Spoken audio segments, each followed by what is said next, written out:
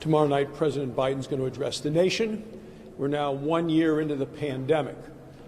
Over the last year, many people paid with their lives, others with their livelihood, and all of us with our liberties.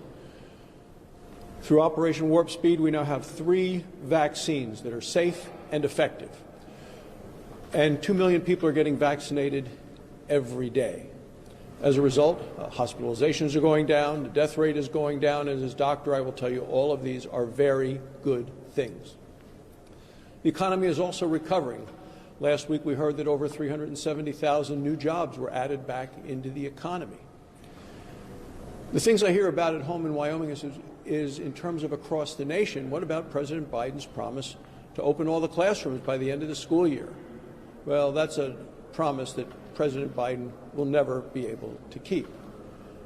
At the same time that the classrooms are closed across the country, the southern border is wide open. Take a look at the news stories that are coming out. It's obvious that in terms of unaccompanied minors, the beds are filled to capacity. In terms of adults coming into the country, many of them are infected currently with coronavirus. They're still allowed to be released into the United States. They're being tested positive, and then they get on a bus and carry that disease straight into the heartland of America. This has to stop. People need to make sure, and the President needs to assure us, that our classrooms will be open, our borders will be closed. That's what people want to hear about tomorrow night from the President of the United States. They want to hear what are his plans to secure the border, to open the classrooms, and to get America fully back and recovered. Well, I want to join Dr. Barrasso in encouraging people who are willing to have a vaccine to have a vaccine. There are a certain number of Americans today that just don't think vaccines are a good idea. I'm not one of them.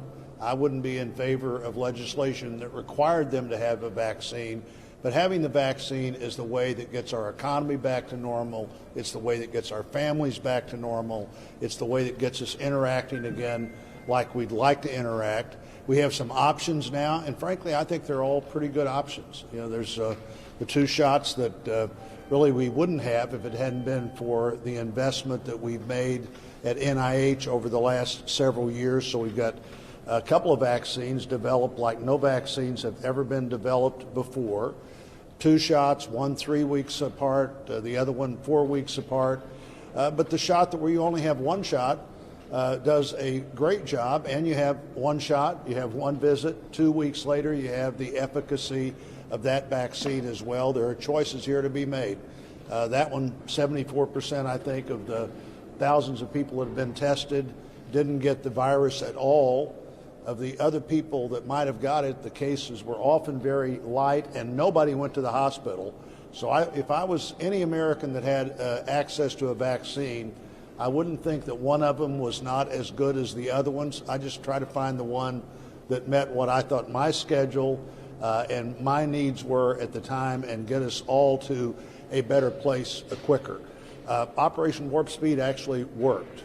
And so we've got vaccines that are about 2 years quicker than we would have had them otherwise. I think the President today just announced that he was going to exercise another 100,000 of the Johnson & Johnson vaccines that President Trump had already future contracted for, and has come up with some ways to produce those quicker than we might have otherwise. But if they weren't there, we wouldn't be producing them. You and I couldn't have them.